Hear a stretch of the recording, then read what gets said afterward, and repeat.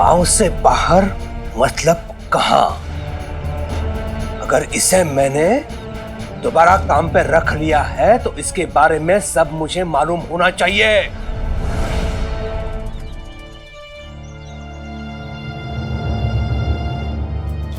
धार्मिक वीडियो सबसे पहले देखने के लिए हमारे चैनल को सब्सक्राइब करें और बेल आइकन दबाएं।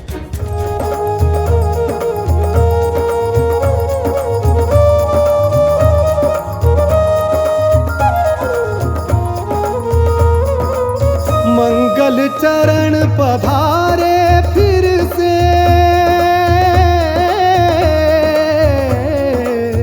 मंगल चरण पधारे फिर से, मंगल घन घिर आए। मंगल चरण पधारे फिर से, मंगल घन घिर आए। बरखा शीतल बन के बरसे, बरखा शीतल बन के बरसे, साईनाथ फिर आए।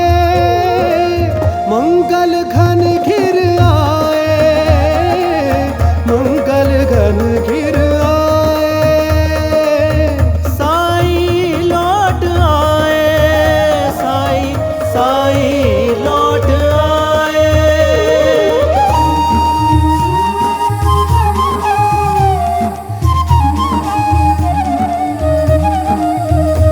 बिरहा के बीत गए जो बिन साईं युग लागे।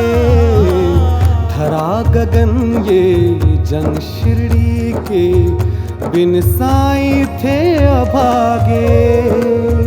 जागे भाग जो लौटे है साईं, जागे भाग जो लौटे है साईं, शुभ ही शुभंकर लाए।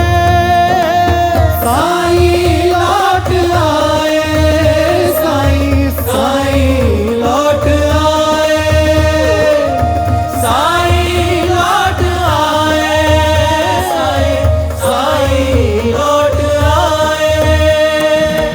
तन शिरडी तो प्राण है साईं, जीवन साईं हमारे। जैसे तड़पे मछली जल बिन व्याकुल हम थे सारे। हृदय कमल में साईं बसे हैं, हृदय कमल में साईं बसे हैं। साईं मन में समाए, साईं लौट आए, साईं लौट आए।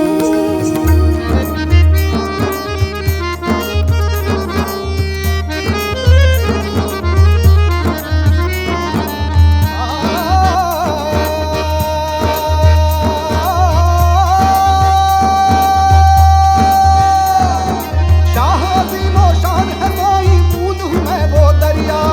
नूर खुदा का रोशन खुद है साईं, खुदा का जरिया। ओ साईं खुदा का जरिया। इस सीढ़ी पे पीर फरिश्ते करने सदके आए। साईं रहम फरमाए, साईं साईं रहम फरमाए, साईं रहम फरमाए, साईं साईं रहम फरमाए। नन्हे कोमल हृदय हमारे तुमसे आस लगाए। छोड़ हमारे हाथ न जाना,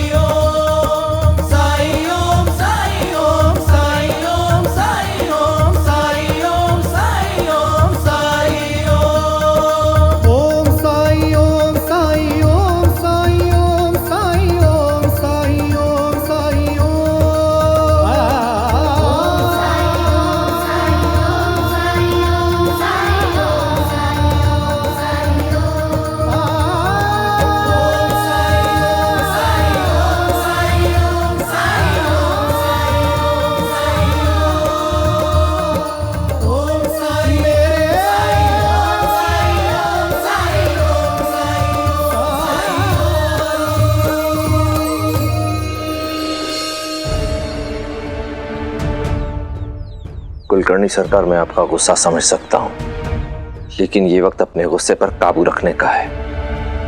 बाजी पलट जरूर गई है, लेकिन अभी खेल खत्म नहीं हुआ। और अब क्या होना शेष रह गया है रत्नाकर राव जी?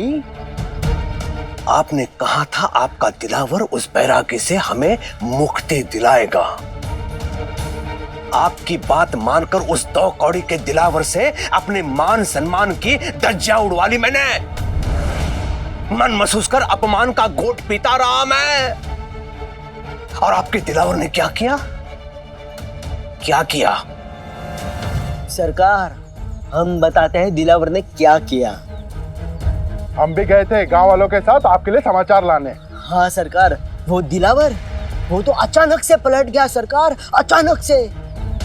साई को अपना चेला बनाने वाला दिलावर खुद, सरकार खुद उसका चेला बन गया।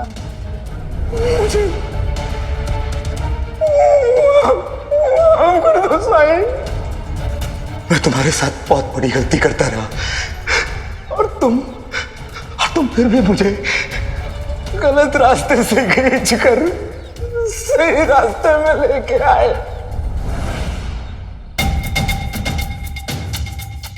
वक्त बन गया उस बैरागी का, उसके चरणों में गिर पड़ा है वो दिलावर। और उसके बाद वो साईं का गुणगान करने लग गया, फिर उसको गाने लग गया, रहम नजर साईं, रहम नजर साईं, रहम नजर साईं, रहम नजर। हम तो बस बता रहे हैं, गाना तो दिलावर गा रहा था। हाँ सरकार। समझ में नहीं आता, दिलावर जैसा आदमी ऐसे बदल कैसे सकता है? असंभव है ये। अब तो आप रहने दीजिए रत्नाकर जी। लेकिन भूल मुझसे हुई है कि मैं आप पर विश्वास कर बैठा। मुझे तो पहले ही समझ जाना चाहिए था।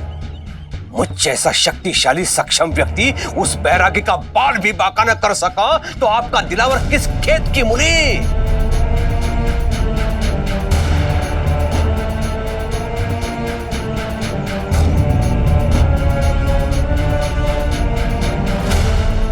कुलकर्णी सरकार, ये मैं इंग्लैंड से लाया था। ब्रिटिशर्स इसे अपनी जेब में बहुत हिफाजत से संभाल कर रखते हैं, क्योंकि उनके लिए समय का महत्व बहुत अधिक होता है। इसे पहचानते हैं आप रत्नाकर जी? ये घड़ी आपने मुझे दी थी समय का स्मरण रखने के लिए, लेकिन लगता है इसे मुझे देने के पश्चात आप समय का महत्व भूल गए हैं। अन्यथा आपका आपके सैनिक पर नियंत्रण होता। मुझसे ज्यादा इसकी आपको जरूरत है।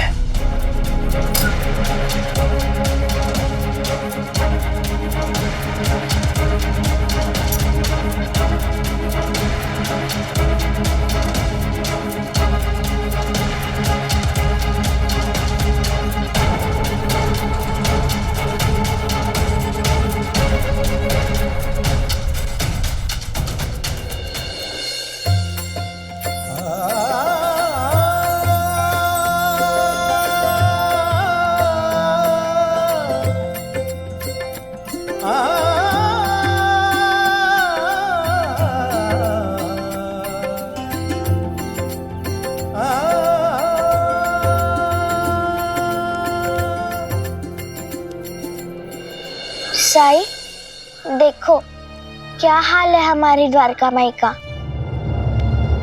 तुम्हारे कहने पर हम सबने बहुत कोशिश की, लेकिन सब बेकार। तुम्हारे बिना द्वारका माई खुद को खंडर के सिवा और कुछ भी नहीं कहलाना चाहती थी।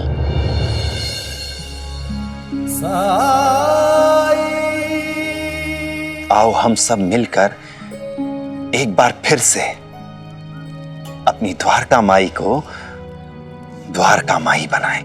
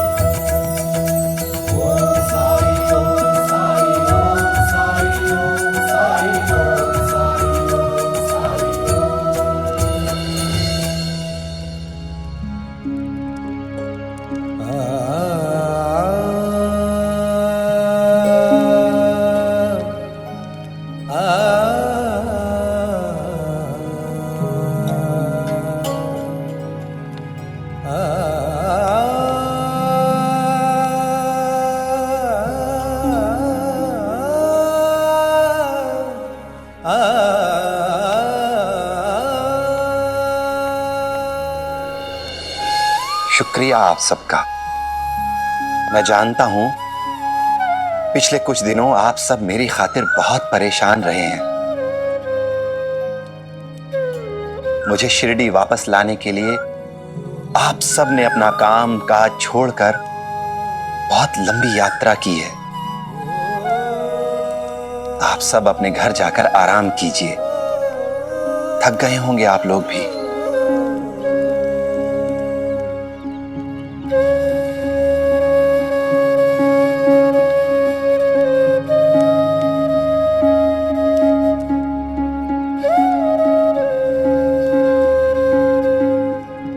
लक्ष्मी, चंपा, तुम लोग भी अपने घर जाओ।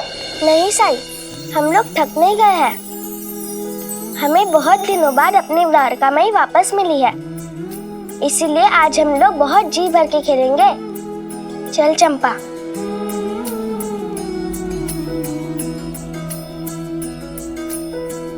थक तो तुम भी गए होगे साईं। तुम ऐसा क्यों नहीं करते, हमारे साथ घर चलो, वहां कुछ खा पी लेना। आऊंगा, शीघ्र आऊंगा भाईसा माँ, भिक्षा मांगने के लिए। फिर तुम मुझे अपने हाथ से खिलाना। क्यों छोड़कर गए थे मुझे? हाँ, मैं कहीं भी चला जाऊं भाईसा माँ, लेकिन माँ की नजर, माँ के हृदय से दूर कैसे रह सकता हूं। तभी तो तुमने मुझे सपने में भी ढूंढ ही लिया। हाँ हाँ, जा रही हूँ मैं, लेकिन अब तुम भी थोड़ा आराम कर लेना, उसके बाद ही भिक्षाटन के लिए निकलना। हाँ, चलती हूँ।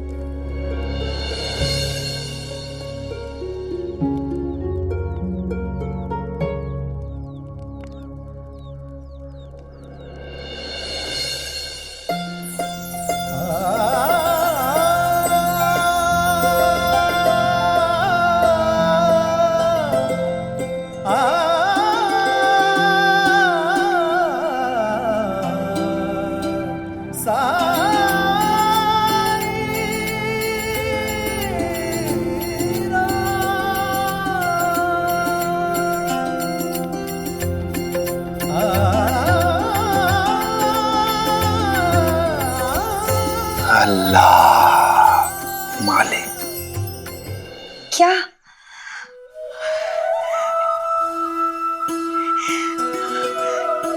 साईं, साईं लौट आए। हाँ वाइनी, सब बहुत खुश हैं। जश्न का माहौल है द्वारका माई में।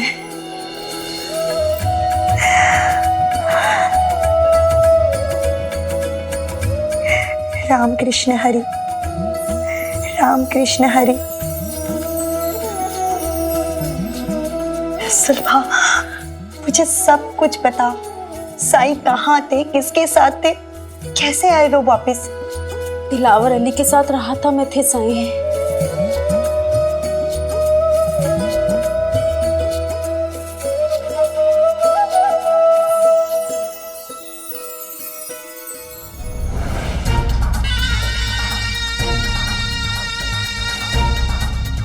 अगर तुम दोनों योग्य होते, सक्षम होते, तो मुझे दूसरे किसी और की सहायता लेने की जरूरत ही नहीं थी। लेकिन तुम दोनों गोबर गणेश हो, गोबर गणेश। उस बैरागी को राहता में तुम दोनों रोक क्यों नहीं पाए? कोशिश की थी सरकार। निकम्मे हो, निकम्मे तुम दोनों।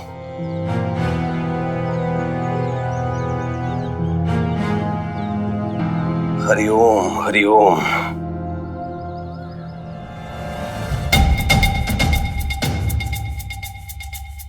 पानी तक नहीं है। रुक्मिणी! मूर्ख स्त्री, तुम्हारे स्वामी वाड़े में थक हार कर आए हैं, उन्हें पानी तक पूछने के लिए कोई नहीं है। बाहर पानी क्यों नहीं रखा?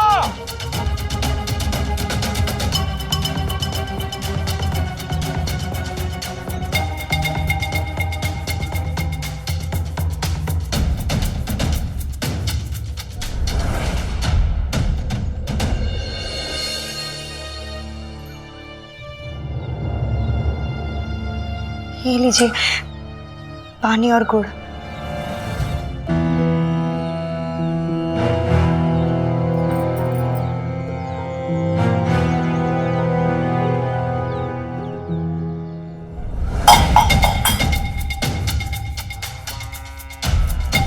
दोबारा ऐसी भूल नहीं होनी चाहिए। जी।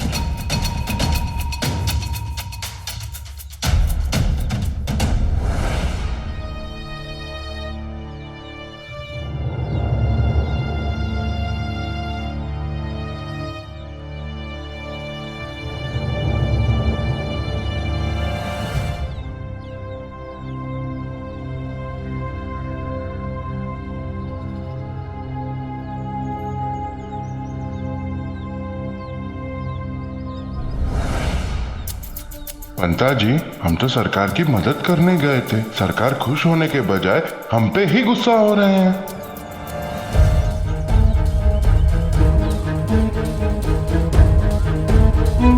पंता जी, हमें सुलभा के बारे में सरकार को बता देना चाहिए कि ये गांव वालों की मदद कर रही थी। हो सकता है सरकार का गुस्सा और ध्यान दूसरी ओर चला जाए। शुभ कार्य में देर कैसी?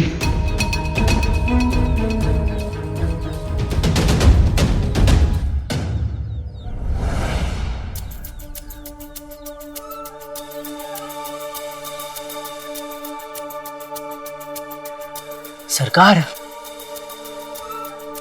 जो लोग उस बैरागी को ढूंढने के लिए गए थे, उन सब में सबसे आगे आगे कौन थी जानते हैं आप?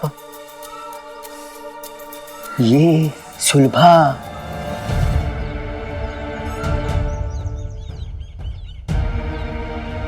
सच तो ये है कि इसी ने सभी गांव वालों की मदद की राहता पहुंचने के लिए। अब अगर ये ना होती तो ना साई मिलता, न यहाँ शिरडी में लौट के आता।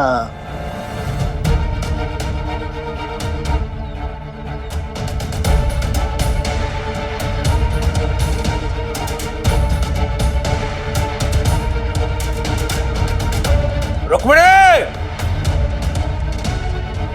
जी। सुलभा कल काम पर आई थी?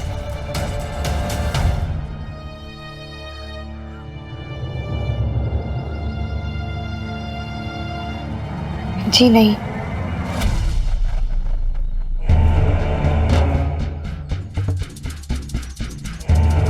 उससे पूछ कि वो कल कहां गई थी। जी, वो गांव से बाहर गई थी। गांव से बाहर? मतलब कहाँ? अगर इसे मैंने दोबारा काम पे रख लिया है तो इसके बारे में सब मुझे मालूम होना चाहिए।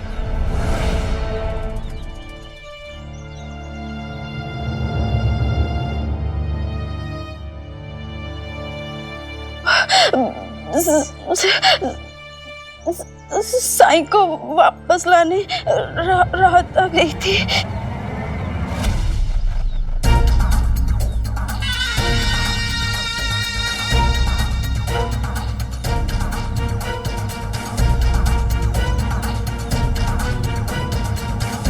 उस ढोंगी के लिए तुमने हमारे घर में अपने कार्य को निम्न समझा? क्या यहाँ के दायित्व तुम्हारे लिए कुछ नहीं है सुलभा? साईं ने मेरी मदद की थी। सरकार अभी तो भीगी बिल्ली की तरह आपके सामने खड़ी है। सरकार अगर आप वहां होते तो देख पाते इसका प्रचंड रूप। कैसे अपने ही पति को, सरकार अपने ही पति को सबके सामने खरी खोटी सुनाई इसने। और सरकार वो बेचारा इसे और इसकी लड़की को अपनाना चाहता था। सुलभा, आज से तुम मेरे घर में रानी की तरह रहो, जैसे पहले रहा करती थी। मैं तुमको सौतन के साथ नहीं रहने दूंगा। बस, अब एक और शब्द बोलने की जरूरत नहीं है आपको।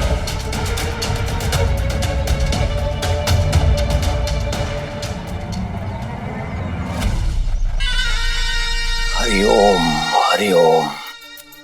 अगर तुम्हारे लिए इस घर का कार्य महत्वपूर्ण नहीं है सुलभा,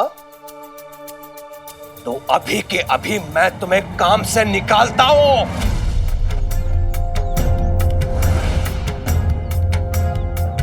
आत्मसम्मान की बातें उस बैरागी ने तुम्हारे मन मस्तिष्क में भरी है ना? एक स्त्री होकर अपने पति को त्यागने का दुस्साहस। तो जैसी स्त्री को वाड़े के आसपास भटकने की अनुमति नहीं है। आज के पश्चात मेरी चौखट पर कदम मत रखना।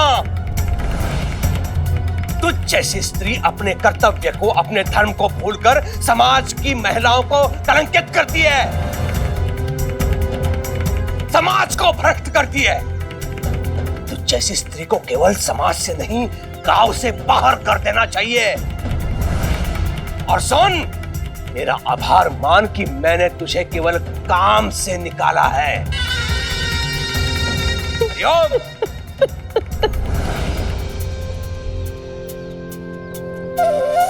सुना नहीं सरकार ने क्या कहा? निकलो यहाँ से और दोबारा यहाँ मुंह मत दिखाना अपना। जाओ।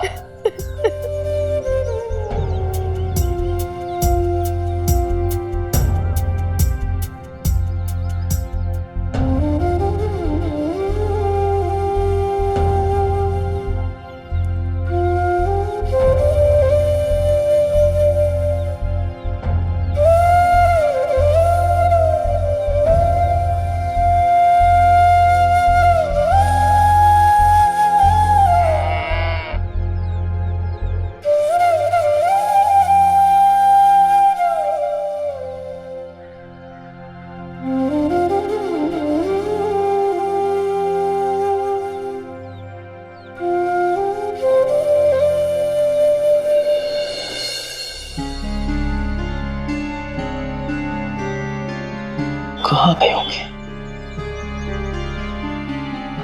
सुल्तान भाई के घर पर ताला। उन्होंने बताया नहीं कि वो लोग कहीं जाने वाले हैं। और आंगन को देखकर ऐसा लग रहा है जैसे भाईजान 1-2 दिन पहले ही यहाँ से गए होंगे। हाँ, वैसे वो हमें बिना बताए गांव छोड़कर कभी जाते नहीं हैं। ऐसे अचानक चले जाने का क्या कारण हो सकता है? रेहाना, सलीम, साईं। प्रणाम साईं। राम जी भला करे। क्या बात है, परेशान क्यों हो? साईं, सुल्तान भाईजान के घर पर ताला है। देखकर ऐसा लग रहा है कि वो 1-2 दिन से कहीं चले गए हैं। अब वो यहाँ नहीं है साईं, तो हमें चिंता हो रही है उनकी। हो सकता है कोई जरूरी काम आ गया हो। क्या किसी ऐसे इंसान को जानते हो जिसे बताकर सुल्तान जा सकता हो? हाँ, हरि भाऊ, वो सबसे खास दोस्त हैं भाईजान के। दांत काटी दोस्ती है उनकी। आपको यकीन नहीं होगा, हरि भाऊ और भाईजान दोनों का रिश्ता सगे भाई से भी बढ़कर है। अगर कोई भी बात होती है तो मुझे बताने से पहले भाईजान हरि भाऊ को बताते हैं और हरि भाऊ उनको। दोनों मिलजुल कर खेती करते हैं। भाईजान अपने खेतों के लिए हरि भाऊ के कुएं से पानी लेते हैं और हरि भाऊ खेत जोतने के लिए भाईजान के बैलों का इस्तेमाल करते हैं। यकीनन हरि भाऊ को जरूर मालूम होगा, लेकिन मेरे जहन में ये बात पहले क्यों नहीं आई? कोई बात नहीं, चलो चलकर उन्हीं से पूछ लेते हैं। हाँ। अब क्या करूंगी मैं? अपने भाऊ और वाइनी पे आश्रित नहीं हो सकती। उनकी मदद नहीं लूंगी मैं। अपना गुजारा करने के लिए कोई काम भी तो नहीं है मेरे पास।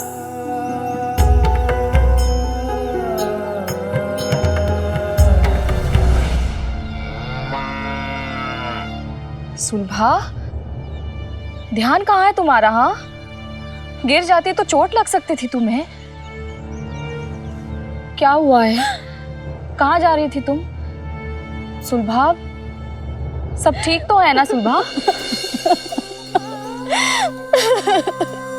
कुछ ठीक नहीं है भाई साहब। लेकिन हुआ क्या है?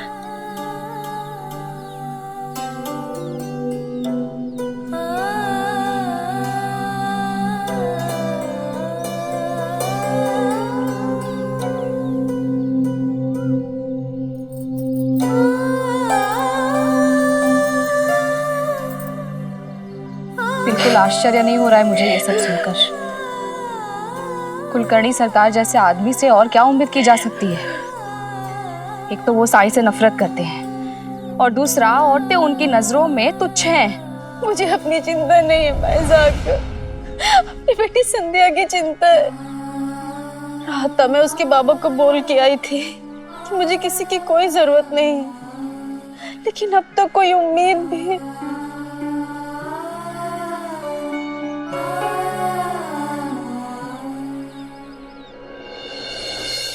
उम्मीद करता हूं सब खैरियत से हो। मैं भी यहाँ नहीं था। पता नहीं भाईजान इस तरह से कहां चले गए, कहीं कोई मुसीबत में ना हो। सबूरी सलीम, सबूरी। यही है हरि भाऊ का घर। हरि भाऊ, हरि भाऊ। अरे सलीम, क्या हुआ? भाईजान कहाँ हैं? सब ठीक तो है ना? उनके घर पर ताला लगा है। मैं 2 दिन के लिए मनमाड गया था रजाइयां बेचने के लिए। कोई मुसीबत तो नहीं आई उन पर? आराम से सलीम, आराम से। तुम एक साथ कितने सवाल करोगे? प्रणाम साईं, प्रणाम। साईं, आपको वापस शिरडी में देखकर बहुत खुशी हुई। राम जी भला करें। अरे हरि भाऊ, मैं जो पूछ रहा हूं उसका जवाब दीजिए। बोलिए ना, आपको जरूर मालूम होगा कि भाईजान कहाँ है। मुझे उनकी बहुत फिक्र हो रही है। सलीम, तुम बेकार में परेशान हो रहे हो। अरे तुम्हें तो खुश होना चाहिए। हम सबके लिए एक शुभ समाचार है। सुल्तान है ना, हमारे असलम के लिए लड़की देखने गए हैं, तुम्हारे भतीजे के लिए। क्या? हाँ, हमारे असलम के लिए लड़की देखने? हाँ। अरे देखने क्या, हम तो रिश्ता तय करके आए हैं।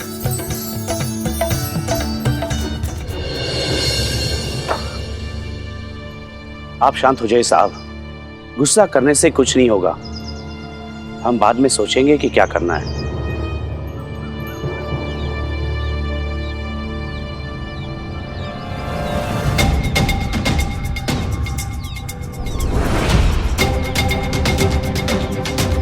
ये क्या साहब?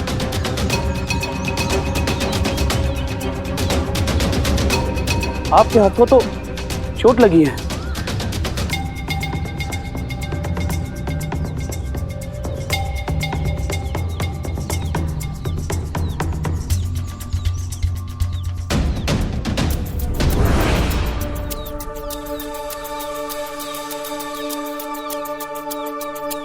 इन्हें देख रहे हो? जी। ये बच्चे नहीं हैं, ये शिरडी के तमाम चेहरे हैं। इनमें भी वही एकता है जो यहां के बड़े बुजुर्गों में है। मुझे तो विश्वास नहीं होता, ऐसा कैसे हो सकता है? कभी सुना है कि आधा गांव असंभव की तलाश में निकल पड़ा हो? न ठौर न ठिकाना, न रास्ते का पता न मंजिल का। बस ठान लिया कि किसी को वापस लाना है तो चल पड़े।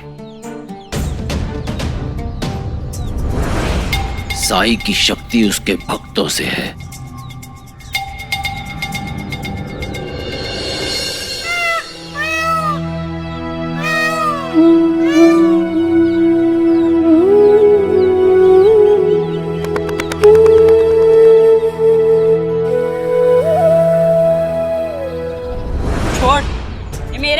मैंने इससे पहले देखा था। ये मेरा है। नहीं, ये मेरा है। नहीं, ये मेरा है। मेरा है। मेरा है ये। मेरा है। मेरा है। नहीं, मेरा है। मेरा है। छोड़ो, छोड़ो।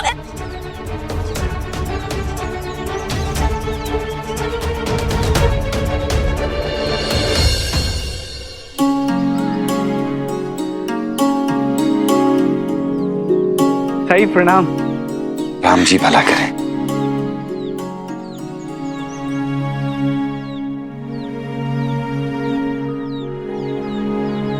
सुल्तान भाई, क्या वाकई में असलम का रिश्ता हो गया? हाँ हरी, असलम का रिश्ता तय हो गया है। बहुत मुबारक हो मरियम आपा।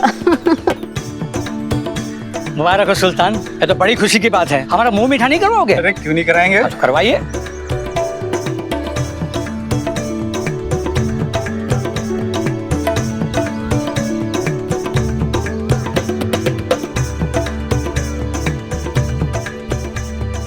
बहुत मुबारक हो बेटा जान।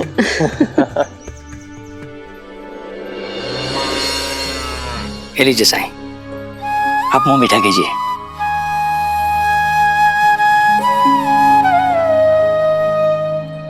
राम जी भला करें। असलम बेटा, बहुत बहुत मुबारक हो। ये लो, मुंह मीठा करो। हाँ, ये लो रेहाना, तुम भी खा लो।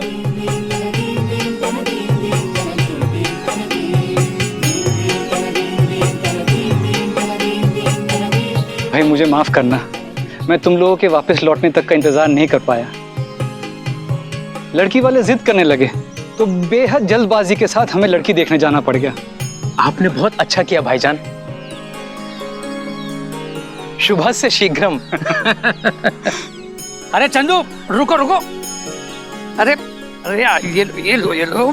अरे मुंह मीठा करो। हमारे असलम का रिश्ता तय हो गया है। आज से पहले हरी भाव को इतना खुश कभी नहीं देखा मैंने। अरे खुश क्यों नहीं होगा? अरे असलम जैसे मेरा बेटा है वैसे ही हरी का भी उस पे हक है। ये हमारे घर की सेवइयों से ज्यादा उसके घर की पूरन पूरी खा के बड़ा हुआ है। साईं, मेरा असलम नई जिंदगी शुरू करने जा रहा है, उसके लिए दुआ कीजिए, नजरे करम कीजिए मेरे बेटे पर साईं।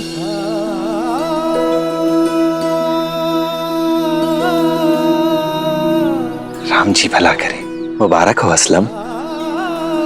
जिंदगी के पहले पड़ाव को पार करके तुम दूसरे पड़ाव में कदम रखने जा रहे हो। अपने माता पिता, अपने चाचा चाची, हरी भाऊ को देखो। इनसे बेहतर मिसाल तुम्हें दुनिया में कहीं नहीं मिल सकती। सबक लो इनसे। और कुछ भी ऐसा नया नहीं है जो इनसे बढ़कर मैं तुम्हें सिखा सकता हूं। रिश्तों के महत्व को समझो, कद्र करो इनकी, इनके सुख, इनके प्यार, इनकी एकता को देखो। क्योंकि एकता, एकजुटता और भाईचारा ही जिंदगी में सही मायनों में खुशियां लाते हैं। इन सबकी अपनी अपनी सीमाएं हैं, सबकी अपनी हद है, फिर भी ये एक दूसरे का सम्मान करते हैं। समझते हैं एक दूसरे को, ये जानते हैं कि एक दूसरे की मदद करके ही जिंदगी सुकून और शांति से जी जा सकती है। और यही हर रिश्ते, हर संबंध की बुनियाद है, आधारशिला है हर संबंध की।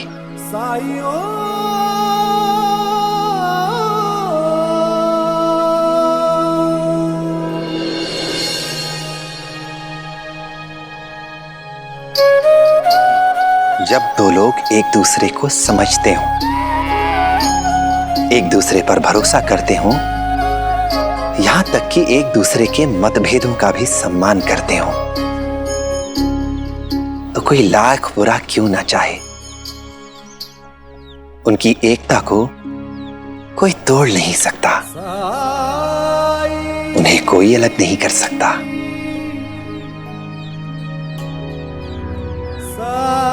अल्लाह मालिक।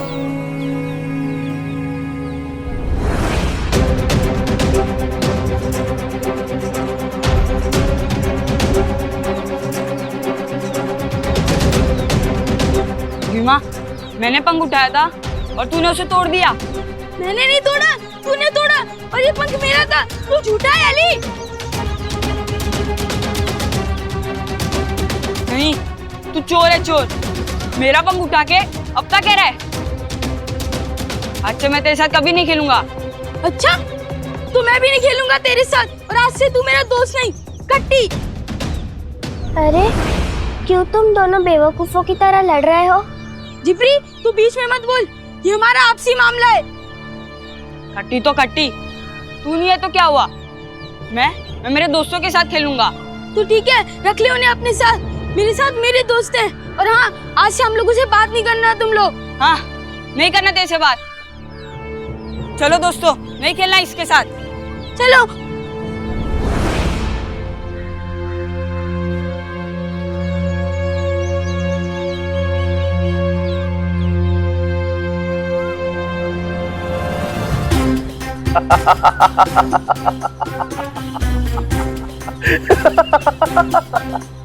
क्या हुआ साहब? नंदलाल, मेरे पिताजी कहा करते थे कि अगर लोगों को समझना है तो पहले उनके बच्चों को समझो, उनके बच्चों के व्यवहार को, उनके बर्ताव को अच्छी तरह से देखो, पैनी नजर रखो उस पर। अपने पिताजी की कही हुई वो बात मुझे आज समझ में आई। माफ करना साहब, लेकिन मेरे तो अभी भी समझ में नहीं आई बात। नंदलाल, तुम मूड हो, लेकिन फिर भी समझने की कोशिश करो। ये बच्चे आज मुझे एक चीज समझा कर गए हैं कि लोगों के समूह को कोई ऐसी खास चीज, कीमती चीज जो उनकी पहुंच से बहुत परे हो, वो दे दो तो लोग बहुत खुश होते हैं।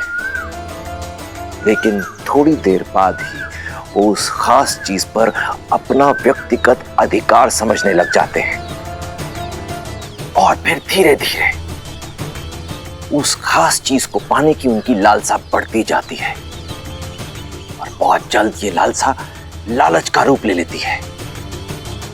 और एक बार इनके मन में लालच आ जाता है तो फिर एक दूसरे से ईर्ष्या करनी शुरू कर देते हैं, प्रतिस्पर्धी हो जाते हैं।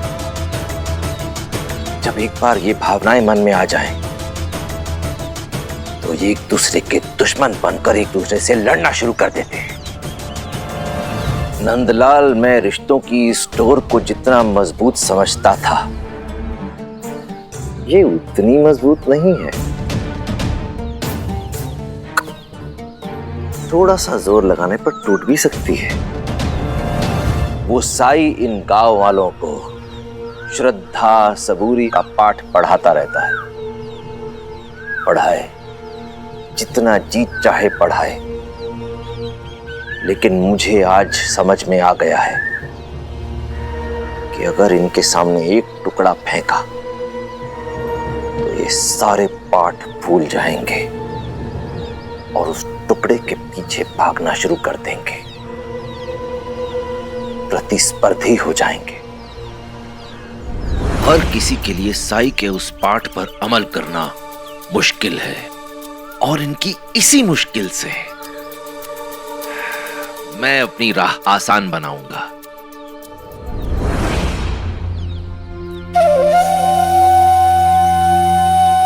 कितना सुंदर पंख था ये, और अब देखो इनके लालच ने इसकी क्या दुर्दशा कर दी है।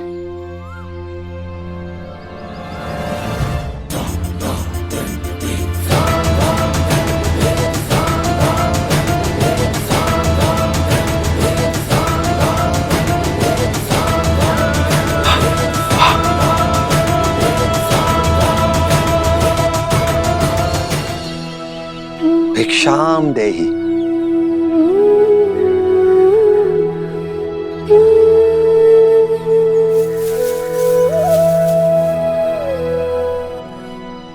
भगवान का लाख लाख धन्यवाद कि आप वापस आ गए साईं। आपके मुंह से भिक्षम देहि सुनकर मन को चैन मिला और तसल्ली हो गई कि शिरडी में शांति लौट आई है।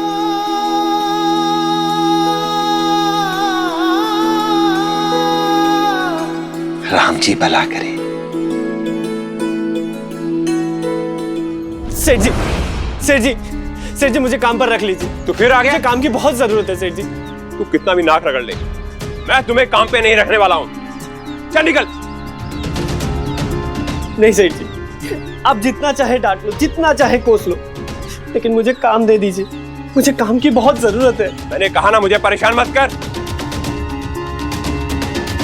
मैं काम तो क्या, मैं तेरी शक्ल भी नहीं देखना चाहता हूं। चल निकल यहां से। नहीं सेठ जी, सेठ जी मेरी हालत बहुत खराब है। काम ना होने की वजह से ना ढंग से खा रहा हूँ, ना जी पा रहा हूँ। चल हट यहां से। आज मैं असलम के पसंद की ही सारी चीजें बनाऊंगी खाने में। असलम मियाँ, अपनी आजादी के जितने मजे लेने हैं ले लो, क्योंकि चंद महीने ही बचे हैं तुम्हारे निकाह के। उसके बाद ऐसे सुकून से बैठने का मौका भी नहीं मिलेगा। क्यों भाईजान, मैंने सही कहा ना? अरे भाई, मुझे ऐसे क्यों देख रहे हो? तुम्हारे चचा बिल्कुल सही फरमा रहे हैं। अब तुम ही बताओ, कभी तुमने मुझे घर में सुकून से बैठे हुए देखा है कभी? तुम्हारी अम्मी जान कभी मुझे चैन की सांस लेने देती है? और हम हर वक्त उनकी खिदमत में लगे रहते हैं कि कहीं वो खफा ना हो जाए।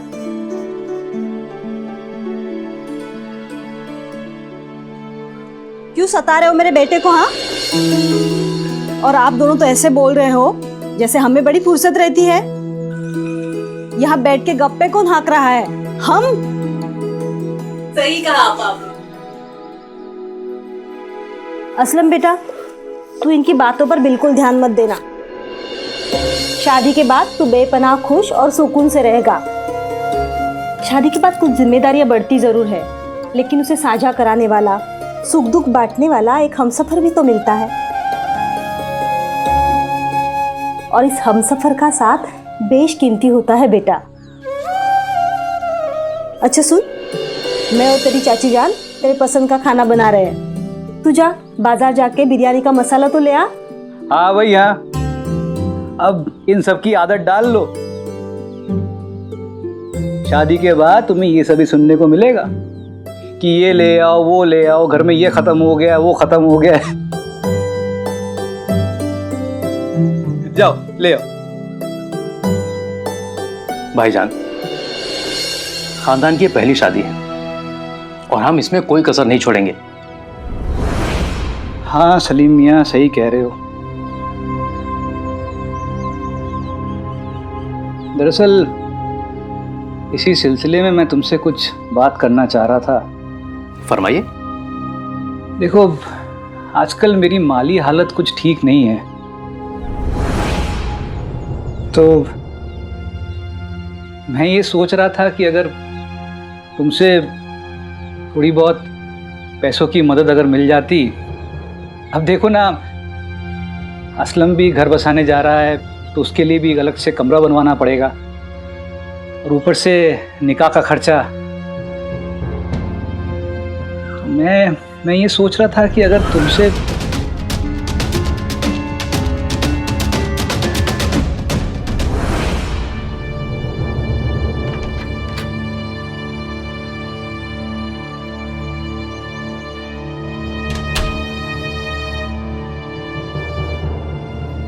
ये लीजिए भाईजान, अभी मेरे पास इतने ही पैसे हैं।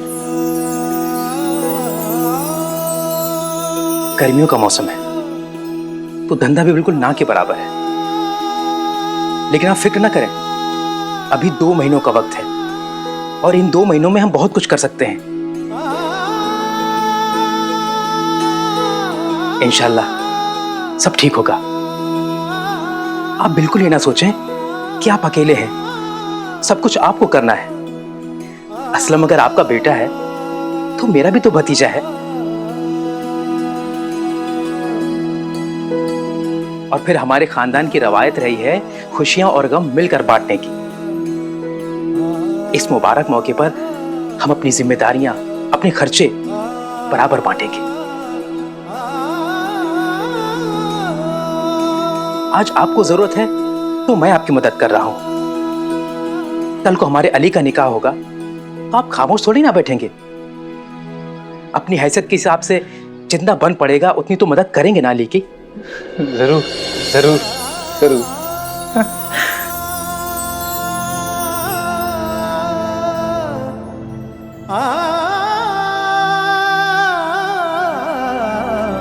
सलीम मेरे भाई, शुक्रिया। अब मुझे किसी बात की फिक्र ना रही, मेरा भाई मेरे साथ खड़ा है।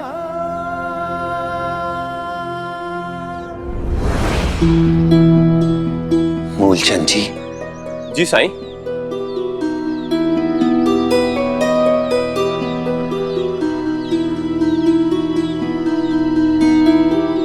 मूलचंद जी, आप तो बड़े भले इंसान हैं, सभी के साथ बहुत अच्छाई से पेश आते हैं आप।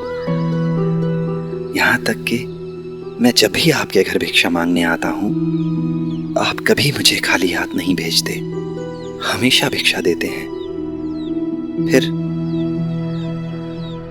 फिर इस इंसान से इतनी नाराजगी क्यों? इससे इतना गुस्सा क्यों है आप? साईं, ये आदमी मुझे पिछले 2 महीने से परेशान कर रहा है।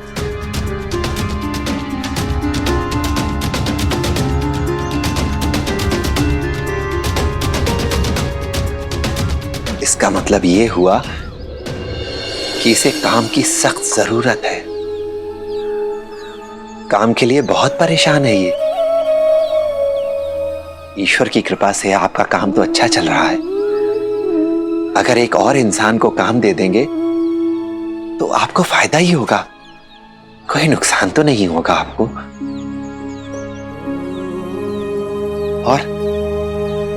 और अगर किसी जरूरतमंद को, किसी बेरोजगार को काम देंगे तो ईश्वर भी आपको आशीर्वाद देगा, वो खुश होगा। याद रखिएगा, जैसी जिसकी नियत वैसी उसकी बरकत।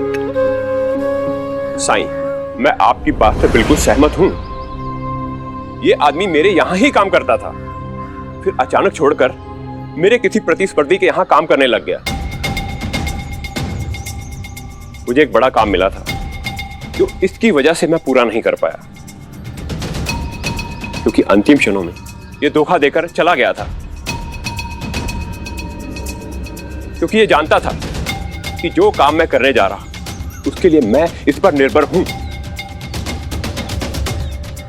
इसकी वजह से मुझे बहुत नुकसान उठाना पड़ा साईं। आप तो जानते हैं साईं, एक बार ग्राहक चला गया तो वो दोबारा नहीं आता। काम बहुत बड़ा था, अगर मैं उसे करता तो मुझे और काम मिलता, मगर सब इसकी वजह से हुआ है। अब नौकरी चली गई ना तो वापस मेरे पास आया है। साईं, आप ही बताइए कि अगर अब इस आदमी को मैं काम पर रखूं तो क्यों रखूं? दूध का जला छाछ भी फूंक फूंक कर पीता है। मैं ऐसी गलती दोबारा नहीं करना चाहता।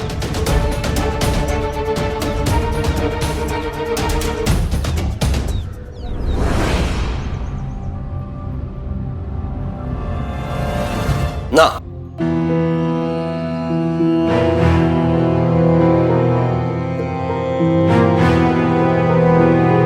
मुझे कुछ नहीं सुनना है रत्नाकर, कुछ नहीं।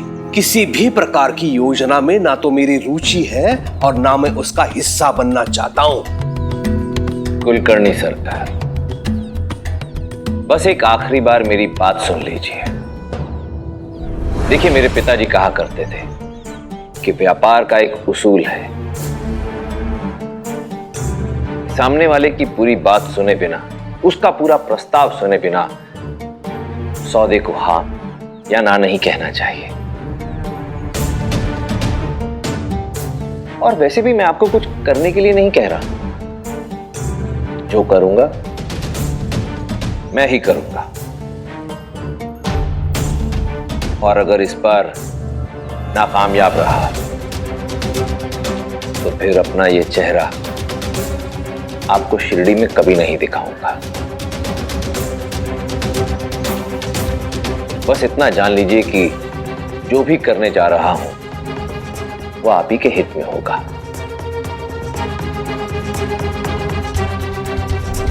आपके पिताजी की बात अपने पास रखिए, हाँ? और मेरी चिंता करने की कोई आवश्यकता नहीं है। कुलकर्णी सरकार, आपका गुस्सा बिल्कुल जायज है। मैं अच्छी तरह से समझता हूं कि आपको गुस्सा क्यों आ, लेकिन अगर मैं आपकी जगह होता तो सामने वाले को एक आखिरी मौका जरूर देता। जरा सोचिए, मैं आपसे मांग क्या रहा हूं? सिर्फ एक मौका। और यदि आप मुझे ये मौका दे देते हैं तो बहुत जल्द आप एक और गांव के राजा बन जाएंगे।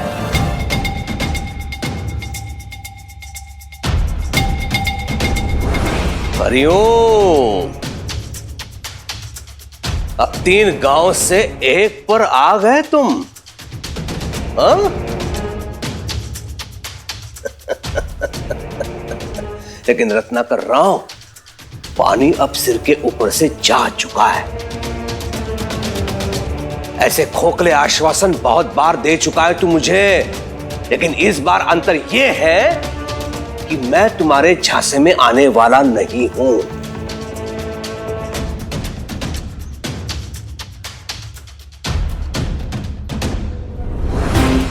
ये खोखला आश्वासन नहीं है कुलकर्णी सरकार।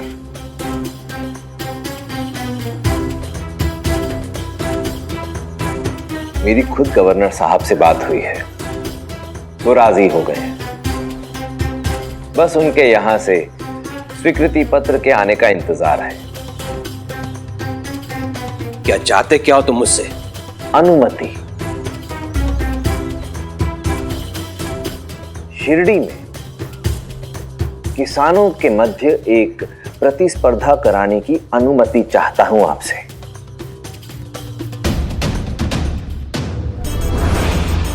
देखिए, सारी बात मैं आपको विस्तार पूर्वक समझा सकता हूं, लेकिन समय थोड़ा कम है।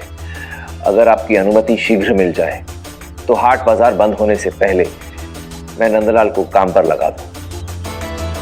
बस थोड़ा भरोसा रखिए मुझ पर। दी, अनुमति दी। शुक्रिया सरकार।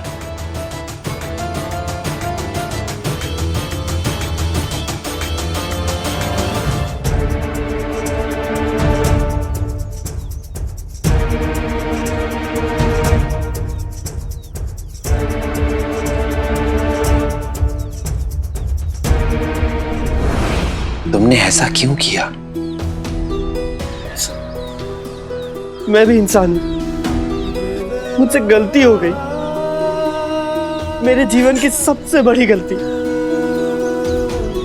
सेठ जी के प्रतिस्पर्धी का भी कपड़ों का व्यापार है, लेकिन इतना बड़ा नहीं। वो अक्सर मेरे पास आते थे और मुझे अपने पास काम करने के लिए कहते थे, पर मैंने हमेशा ना कहा। क्योंकि मैंने जो कुछ भी सीखा है, जो कुछ भी, वो सेठ जी से ही सीखा। मैंने बचपन से इनके यहाँ काम किया। मेरी पूरी निष्ठा इनसे जुड़ी थी। पर एक दिन इनके प्रतिस्पर्धी ने मेरे सामने ऐसा प्रस्ताव रखा कि मैं उसे ना नहीं कर पाया। सेठ जी मुझे जितना वेतन देते थे उसे 3 गुना अधिक वेतन देने का प्रस्ताव रखा उन्होंने, और मैं लालच में आ गया। मैं लालची हो गया। मैं अपने बेहतर जिंदगी की ख्वाब देखने लगा, सपने देखने लगा। अगर मुझे इतने पैसे मिल गए तो मैं ये करूंगा, वो करूंगा, ये सब सोचने लगा। और मैंने फैसला किया कि मैं सेठ जी की नौकरी छोड़ दूंगा। उन्होंने मुझे रोका, बहुत समझाया कि वो आदमी तुमसे झूठ बोल रहा है, पर मैंने सेठ जी की एक ना सुनी। उल्टा इनसे झगड़कर, इनके काम को बीच में ही छोड़कर मैंने इनके प्रतिद्वंदी के साथ काम करना शुरू कर दिया।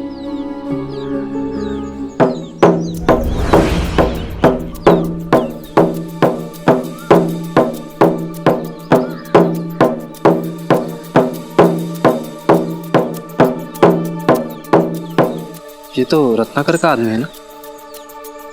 हाँ, ये नगाड़ा क्यों बजा रहा है? सुनो सुनो सुनो, पंता जी क्या कहा नलनाल ने? सुनो।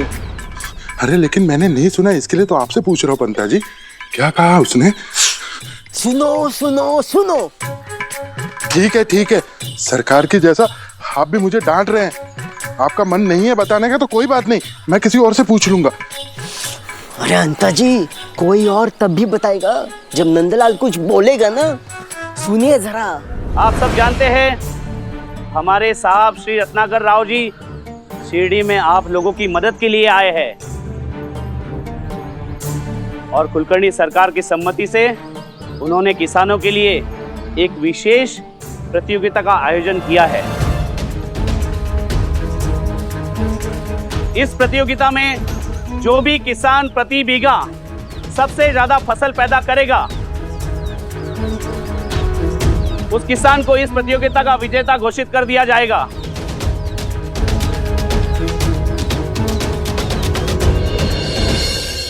बहुत जल्द मुझे यह एहसास होने लगा था कि नई नौकरी में ना तो इज्जत है, ना काम का श्रेय। नया मालिक मेरे साथ बुरा व्यवहार कर रहा है, जरूरत से ज्यादा काम ले रहा है, पल भर के लिए भी फुर्सत नहीं देता था। तनाव की वजह से मेरी तबीयत बिगड़ने लगी थी। समय कम बचने की वजह से मैं अपने परिवार के लिए वक्त नहीं निकाल पा रहा था। लेकिन साईं संतुष्टि इस बात की थी कि मुझे 3 गुना वेतन मिलेगा। उन्होंने केवल इसलिए मुझे अपने पास काम पर रखा था ताकि सेठ जी को जो बड़ा काम मिलने वाला था वो उनके हाथ से निकल जाए। और मतलब निकल गया तो मैं रहूं या ना रहूं, इनसे उनको कोई फर्क नहीं पड़ता, कोई फर्क। अच्छा हुआ तुम इसी लायक हो। सेठ जी, आपने सही कहा। आपके साथ जो मैंने किया है उसके लिए मुझे ऐसी ही सजा मिलनी चाहिए। पर सेठ जी, मैंने अपनी गलती से सबक लिया है, दोबारा ऐसी गलती नहीं दोहराऊंगा। सेठ जी, मैं 2 महीने से बेरोजगार हूं। मुझे अपनी जिंदगी गुजर बसर करने के लिए काम की जरूरत है। साईं, आप तो किसी को भी खुली किताब की तरह पढ़ सकते हो। आप ही सेठ जी को बताइए ना कि मैं कैसा महसूस करता हूँ। मेरे मन में भी पश्चाताप है। मैं सेठ जी से 1000 बार माफी मांग चुका हूँ, पर वो मुझे माफी नहीं कर रहे।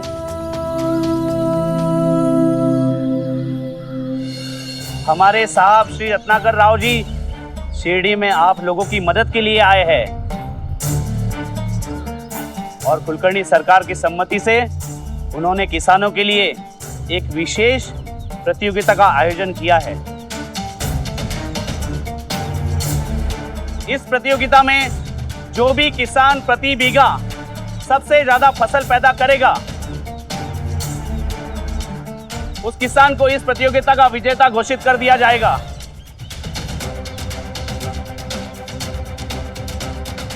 उस विजेता को कोई और नहीं बल्कि हमारे श्री रत्नाकर जी खुद पुरस्कृत करेंगे।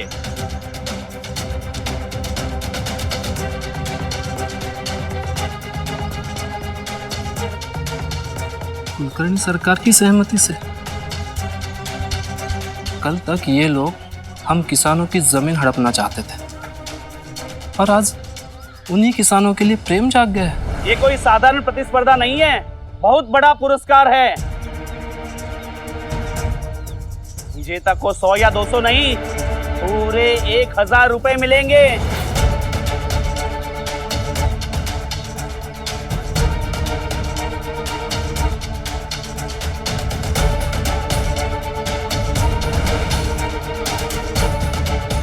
जी उसने 1000 कहा? हाँ 1000। क्या आपने 1000 रुपए बोला? हाँ भाई, जीतने वाले को इनाम में पूरे 1000 रुपए मिलेंगे।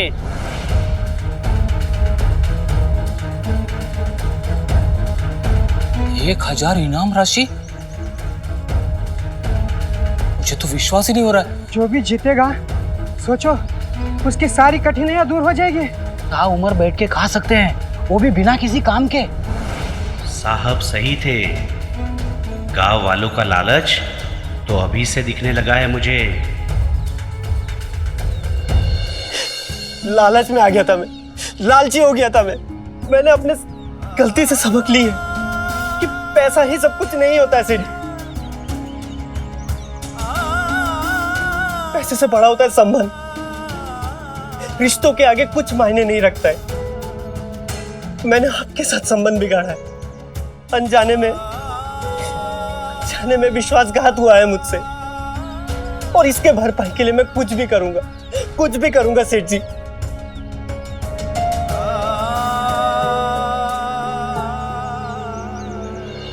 मूलचंद जी, आपका गुस्सा बिल्कुल उचित है, क्योंकि आपने इसे सिखाया, काबिल बनाया। आप इसके साथ अच्छा व्यवहार भी करते थे, अच्छे से पेश आते थे इसके साथ, इसकी और इसके काम की कद्र भी की। पर जब ये आपको छोड़कर चला गया तो आपको लगा कि इसने आपके साथ विश्वासघात किया है, धोखा किया है आपके साथ। लेकिन अगर गौर से देखेंगे तो आपको अंदाजा लग जाएगा कि जो कुछ भी हुआ है उसका अंदाजा तो इसे भी नहीं था, और इसने स्वीकार भी किया है कि इसने आपका विश्वास तोड़ा है। इसे पछतावा है और ये प्रायश्चित भी करना चाहता है। मूलचंद जी, गलतियां तो हम सभी से हो जाती हैं ना, पर हम उन गलतियों से तो परिभाषित नहीं होते। केवल गलतियों से ही हमारा व्यक्तित्व या हमारा चरित्र निर्धारित नहीं होता। हमारा चरित्र, हमारा व्यक्तित्व बनता है अपनी गलतियों से सीख लेकर, उन्हें सुधार कर। और इसे अपनी गलती का एहसास है, पश्चाताप भी करना चाहता है। इसके अंदर पश्चाताप की अग्नि देख सकता हूं मैं। तो अब आपको भी अपना क्रोध शांत करके इसे माफ कर देना चाहिए। मूलचंद जी, अगर ये चाहेगा तो इसे कहीं ना कहीं तो काम मिल ही जाएगा, पर ये आपकी सेवा कर कर प्रायश्चित करना चाहता है। इसलिए आप इसे दोबारा अपनी नौकरी पर रख लीजिए।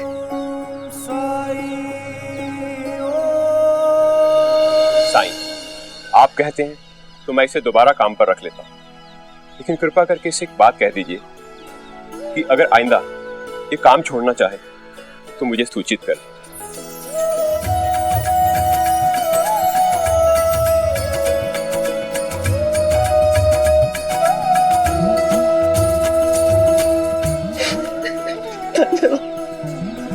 उठो भाई। आपका बहुत बहुत धन्यवाद।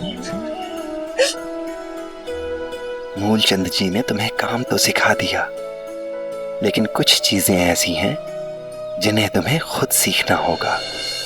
तुम किस लायक हो, कितना पारिश्रमिक तुम्हें मिलना चाहिए, ये जानने की कला तो तुम्हें आनी चाहिए। और अगर कोई तुम्हें उससे ज्यादा पारिश्रमिक देने के लिए तैयार है तो क्यों? जिस समय उस व्यापारी ने तुम्हें 3 गुना पारिश्रमिक देने की बात की थी, अगर तुमने अपने विवेक से काम लिया होता तो तुम्हें इतनी तकलीफ नहीं उठानी पड़ती। लेकिन उस समय तो लालच को तुमने अपनी बुद्धि, अपने विवेक पर हावी हो जाने दिया। इसलिए जो कुछ भी हुआ सही नहीं हुआ। ये लालच में चमक इतनी होती है कि इंसान को अंधा बना देता है। वो लालची व्यक्ति को संबंध, रिश्ते नाते, दोस्ती, निष्ठा कुछ भी नहीं दिखता। उसे दिखता है तो बस केवल अपना स्वार्थ।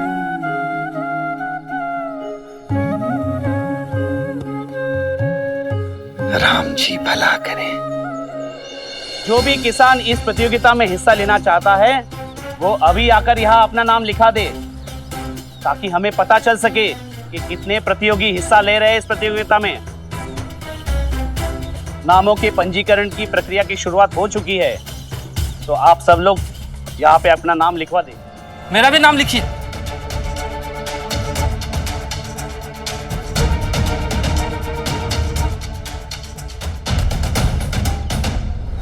काश हम भी किसान होते।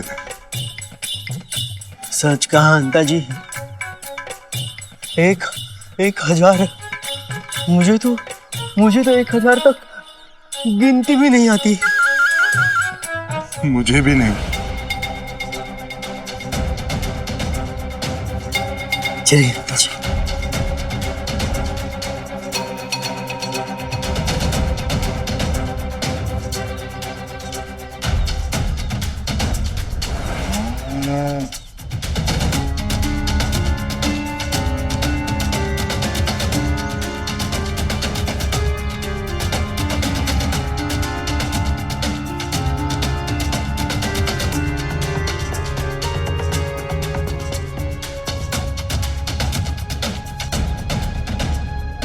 ₹1000? हरिओम, उस 1 बीघे का पूरा अनाज आप ले लेते हो तब भी प्रतियोगिता की लागत नहीं निकलेगी। फिर इन भिखारियों को इतने रुपए देने की क्या आवश्यकता है?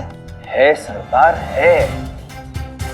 देखिए, लागत और कीमत 2 अलग अलग चीजें होती हैं। इस प्रतियोगिता की कीमत 1000 रुपए है। रुपया जरूर 1000 खर्च होगा, लेकिन मुझे जो मुनाफा होगा वो लाखों का होगा। नहीं समझे?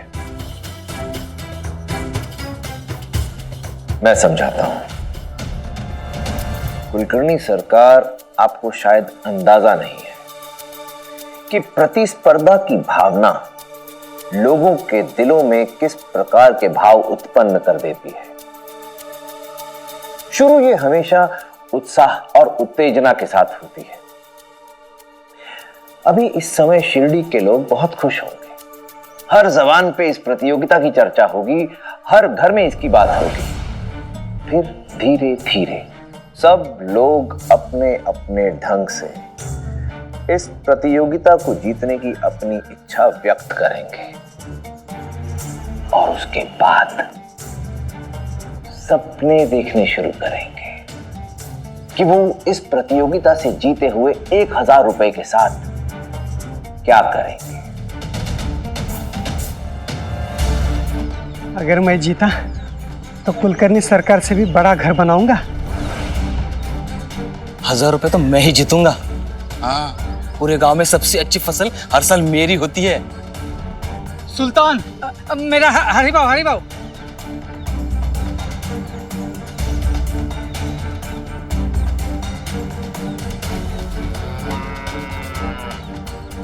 साई,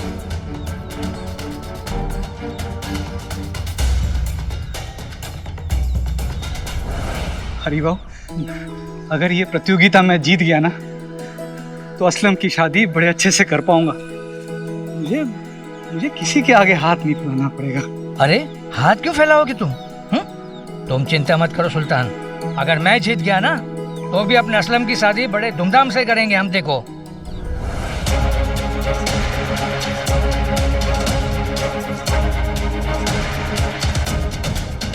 और ये तय है कि सबके सपने अलग अलग होंगे। अब किसी एक का सपना पूरा होने का अर्थ ये है बाकी सबके सपने टूट जाएंगे। और जैसे जैसे प्रतियोगिता करीब आती जाएगी वैसे वैसे जीतने की ये इच्छा लालच में परिवर्तित हो जाएगी। जब इनके मन में ये लालच आ जाएगा तब ये यारी दोस्ती, रिश्ते नाते, परिवारजन, आस्था, विश्वास, निष्ठा, इन सब के बारे में सोचना बंद कर देंगे। मैं शिरडी के लोगों के दिलों में ऐसी ही कटुता, द्वेष, ईर्ष्या और नफरत की भावना पैदा कर दूंगा।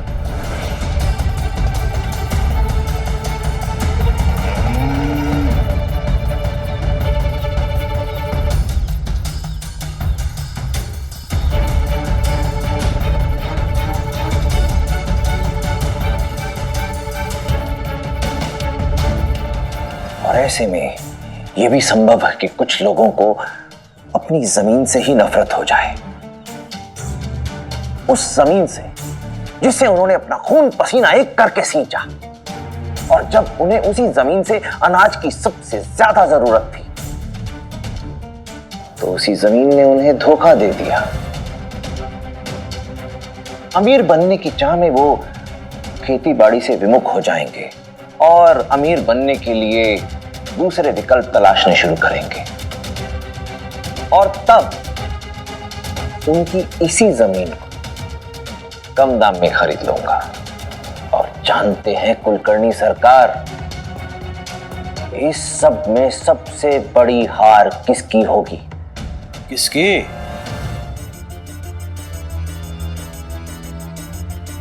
साई की। केवल 1000 रुपए की कीमत अदा करके उस साई का श्रद्धा और सबूरी का सिखाया हुआ पाठ शिरडी वासियों के दिल से हमेशा के लिए निकाल दूंगा। 1000 रुपया, केवल 1000 रुपया काफी है साई का अस्तित्व समाप्त करने के लिए। ऐसी अचूक योजना पहले क्यों नहीं बनाई रत्नाकर जी? हर चीज का समय होता है कुलकर्णी सरकार, और वैसे भी ये मेरी बनाई नीति नहीं है, अंग्रेजों की नीति है ये। तभी तो वो यहां राज कर रहे हैं। यदि हम शिरडी के लोगों के दिलों में नफरत पैदा कर देते हैं, विवाद उत्पन्न कर देते हैं, तो वो सब आपस में लड़ने में ही व्यस्त रहेंगे, एक दूसरे से जूझते रहेंगे। हरिओम। और जब ये आपस में ही जूझते रहेंगे तो फिर किसी और चीज पर इनका ध्यान ही नहीं जाएगा। तब ऐसे में साई को कौन पूछेगा?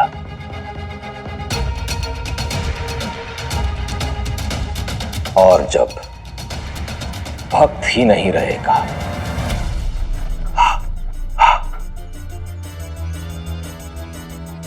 तो भगवान को कौन पूछेगा।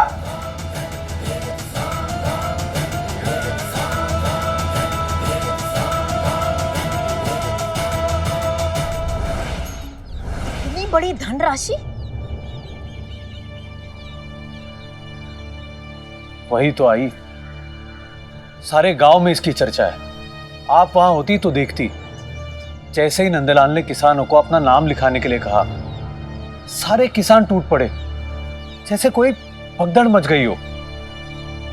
मैं तो हैरान रह गया और इसी वजह से उस प्रतियोगिता में अपना नाम दर्ज नहीं करवाया। बिल्कुल सही किया आपने। इनाम रत्नाकर की तरफ से है, अगर वो पैसे देने वाला है तो मुझे विश्वास है इस प्रतियोगिता से किसी का भला नहीं होने वाला। और फिर रत्नाकर ने ही साई को उसकी द्वारका माई से बेदखल करने की, उसे निकालने की कोशिश की थी। फायजा एकदम सही है। वैसे भी मुझे ये रत्नाकर है ना, इस पे जरा भी भरोसा नहीं है। अरे एक कुलकर्णी सरकार कम था क्या इस गांव में, जो वो रत्नाकर भी आ गया। जिस प्रतियोगिता में शुरू से ही इतना बवाल मचा हो, इतना कोहराम मचा हो, जिसकी शुरुआत ही ऐसी हो, उसका अंत क्या होगा।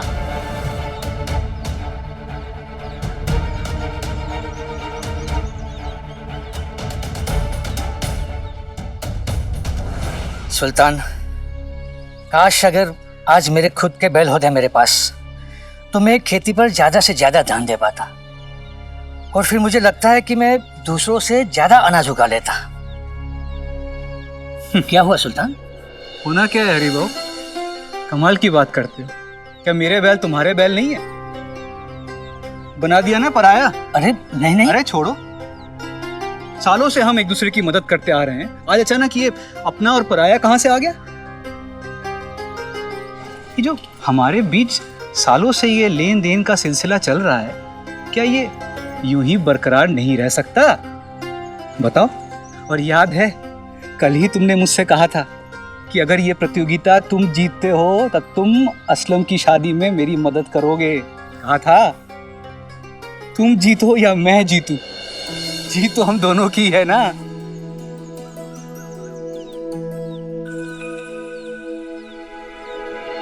चाचा, तुम किस फसल की बुआई करोगे? हम तो धान बोएंगे, सबसे ज्यादा उपज धान में होती है। तुम क्या बोने जा रहे हो? मैं तो प्याज बोने जा रहा था, लेकिन अब मैं बाजरा बोने की सोच रहा हूँ, क्योंकि इसे बोने से मेरे जीतने की संभावना बढ़ जाएगी। क्योंकि सब्जियों की पौधे जगह भी ज़्यादा लेते हैं और उपज कम देते हैं।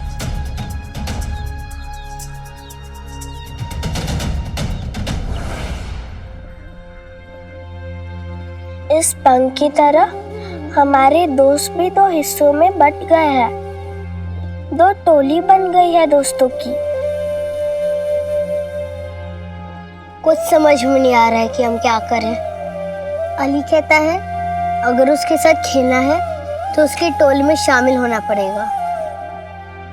उनकी बुद्धि तो घास चरने गई है, वो जिद्दी है, लेकिन हम अपनी बात मनवाना जानते हैं। हम क्यों उनकी टोली में शामिल हुए?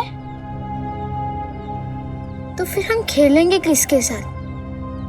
हम करेंगे क्या?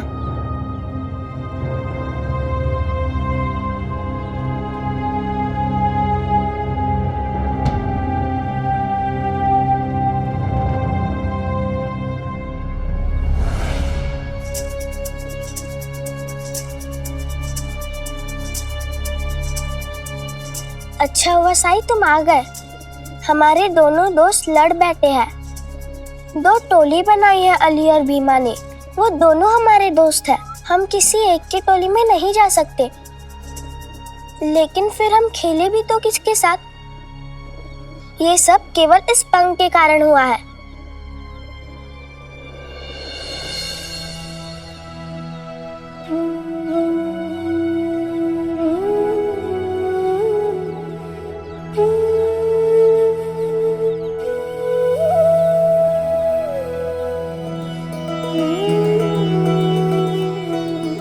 अगर तुम अपने दोस्तों को फिर से मिलाना चाहते हो तो इसके लिए तुम्हें ही कुछ करना पड़ेगा।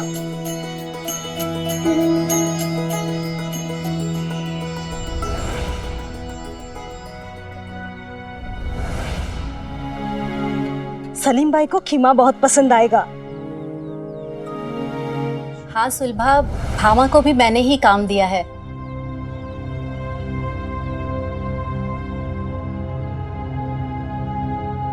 वो मेरे लिए कढ़ाई का काम करती है, तुम भी कर लेना।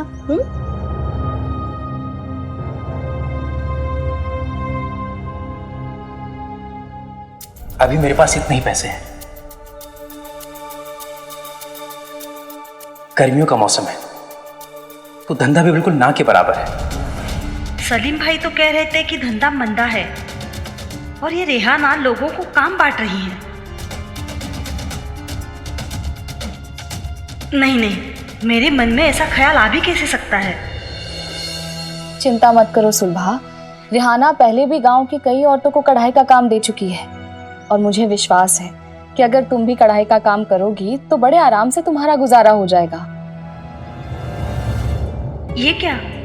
बायजा अक्का कह रही है कि रेहाना ने बहुत सी औरतों को काम देकर मदद की है और सबका गुजारा उस काम से अच्छे से हो जाता है। तो क्या ये झूठ है कि रजाई का कारोबार नहीं चल रहा है? अगर ऐसा है तो सलीम भाई को असलम के अब्बा से झूठ बोलने की क्या जरूरत थी? क्यों वो हम लोगों के सामने अपनी गरीबी का रोना रोते हैं? क्यों वो कहते हैं कि कारोबार नहीं चल रहा है?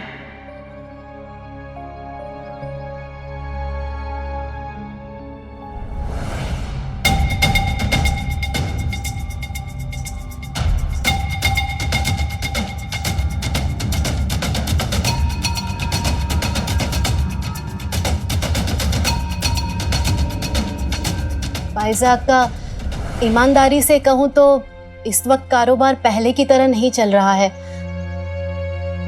गर्मियों में कोई रजाई भी नहीं खरीदता। लेकिन आप फिक्र ना करें, मुसीबत में अगर हम लोग एक दूसरे के काम नहीं आएंगे तो कौन आएगा। इसलिए जितना मुझसे हो सकेगा मैं सुलभा को काम देने की कोशिश करूंगी। सुलभा, रेहाना ने कहा ना कि उसके पास जो भी काम होगा वो तुम्हें देगी, और मैं भी तो हूँ, मैं और 2-4 लोगों से बात करूंगी, सब ठीक हो जाएगा, चिंता मत करो। हाँ चल ना अली, लुका छुपी खेलते हैं। मेरा दिल नहीं कर रहा खेलने का। यार एक तो हम पहले से ही इतने कम लोग हैं, उस पर से तू भी नहीं खेलेगा तो क्या मजा आएगा? मजा आए या ना आए, हम लोग जितने भी लोग हैं उसमें ही खेलने की आदत डाल लो तुम लोग। अली, भीमा कहाँ है? वो कहीं नहीं दिखाई दे रहा। मैं उसे कितनी देर से ढूंढ रही हूँ। उसके बारे में तुम मुझसे क्या पूछ रही है? वो कहीं पे भी जाए, मुझे उससे क्या? कहीं ऐसा तो नहीं कि तूने उसकी टोली में जाने का फैसला कर लिया? अली, मैं तुमसे पहले भी कह चुकी हूँ कि तुम सब मेरे दोस्त हो और अपने झगड़े पे मुझे मत घसीटो। झिपरी झिपरी, कहीं तुम भीमा को तो नहीं ढूंढ रही हो ना? मैंने उसे जंगल की ओर जाते हुए देखा। वो अकेला था और उसके साथ कोई नहीं था। क्या? अकेला? उसे क्या जरूरत थी जंगल में अकेले जाने की? क्या उसे पता नहीं कि वहाँ खतरनाक जंगली जानवर रहते हैं और अगर किसी भी जानवर ने उस पर हमला कर दिया तो? हमें भीमा को ढूंढने जाना चाहिए। लेकिन तुम्हारी तो उससे लड़ाई है ना, तुम तो उससे बहुत गुस्सा हो ना। लड़ाई हुए तो क्या हुआ, मैं उसे जंगल में जाने दूं? जाओ उसे बाघ खा ले। नहीं नहीं। भीमा, भीमा, भीमा, मैंने अभी अभी अली को जंगल जाते हुए देखा। मुझे लगता है फिर से वो आम के पेड़ के पास आम तोड़ने गया है। क्या? उस जंगल में तो बहुत से खतरनाक जानवर हैं। अगर उसे किसी जानवर ने कुछ कर दिया तो? मेरी माँ कहती है कि उधर एक बार एक लड़का अकेले गया था और अब तक वापस नहीं आया है। चलो उसे रोकते हैं।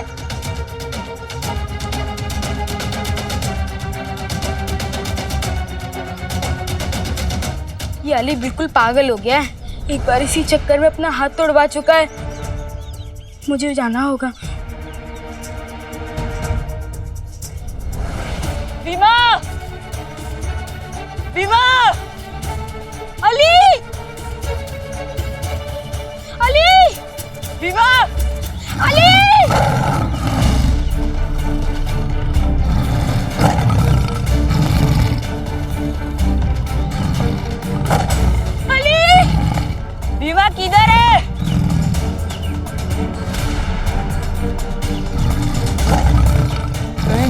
शेर तो नहीं खाएगा? नहीं नहीं, भीमा!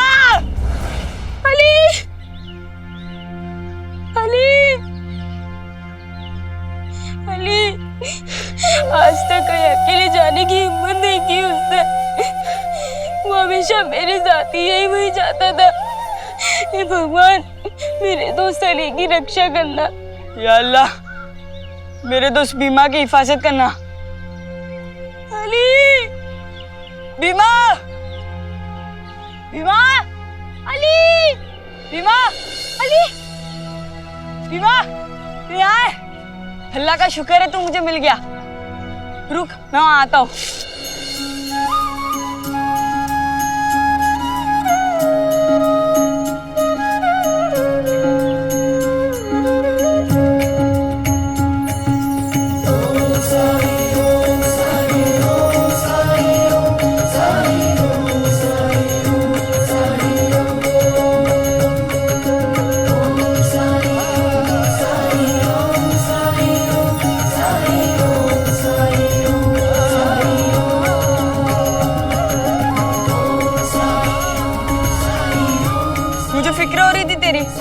डर गया था मैं।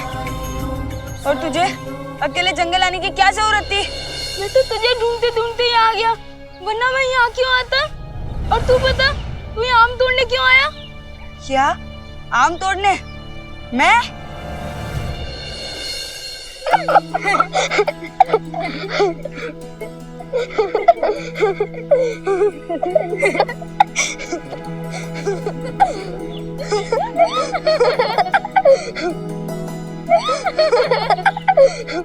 साई, ये सब क्या है?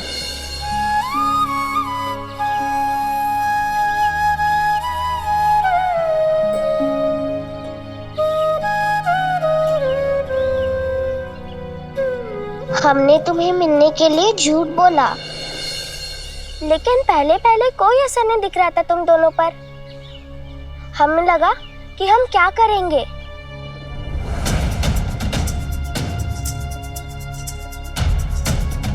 तुम्हारी योजना काम नहीं की साई। उन दोनों ने प्रतिक्रिया नहीं की। सबूरी लक्ष्मी, सबूरी। मैं जानता हूं उनका गुस्सा पानी के बुलबुले के समान, केवल दिखावा। वो दोनों एक दूसरे से बहुत प्यार करते हैं, एक दूसरे की बहुत देखभाल करते हैं और बहुत जल्द ही अपनी प्रतिक्रिया देंगे। साई बिल्कुल सही थे, योजना काम कर गई। साई, क्या ये योजना आपकी थी? क्यों किया आपने ऐसा? आप तो कहते हैं झूठ बोलना अच्छी बात नहीं है। हाँ साई, झूठ बोलना तो गलत बात है ना। बिल्कुल सही। जिस झूठ से किसी को दुख पहुंचे, किसी को तकलीफ हो, वो झूठ कभी भी नहीं भूलना चाहिए। लेकिन अगर तुम लोगों की दोस्ती की बात करें तो ये झूठ नहीं था। सच तो ये है कि एक दूसरे के बिना तुम लोग कहीं खो गए थे। अली, क्या तुम्हारी आदत नहीं है कि तुम अभी भीमा से झगड़ा करोगे और थोड़ी देर बाद उसके ही साथ खेलोगे? और भीमा, तुम क्या तुम अली के बिना बिल्कुल अकेले नहीं हो गए थे? बोलो, क्या तुम लोगों को अलग अलग खेलने में अच्छा लग रहा था? सच तो ये है कि तुम दोनों एक दूसरे के पक्के दोस्त हो, एक दूसरे का ध्यान रखते हो, देखभाल करते हो। लेकिन बस एक छोटी सी चीज के लिए, एक पंख के लिए आपस में झगड़ा कर बैठे। क्या ये बात सही है? अच्छा तो तब होता जब तुम में से एक खुश होता कि पंख दूसरे के पास है, या फिर दोनों ही उस पंख को त्याग देते। पर तुमने त्याग किस चीज का किया? अपनी दोस्ती का। मेरी बात हमेशा याद रखना, जो चीज लोगों के बीच झगड़ा कराए उससे हम सभी को हमेशा दूर रहना चाहिए। जो चीज मन में लालच पैदा करे वो चीज किसी के लिए भी अच्छी नहीं हो सकती। मेरी बात हमेशा ध्यान रखना बच्चों। हाँ साई। आपस में लड़ाई झगड़ा करना ये अच्छी बात नहीं है। हमें हमेशा सबके साथ मिलजुल कर रहना चाहिए।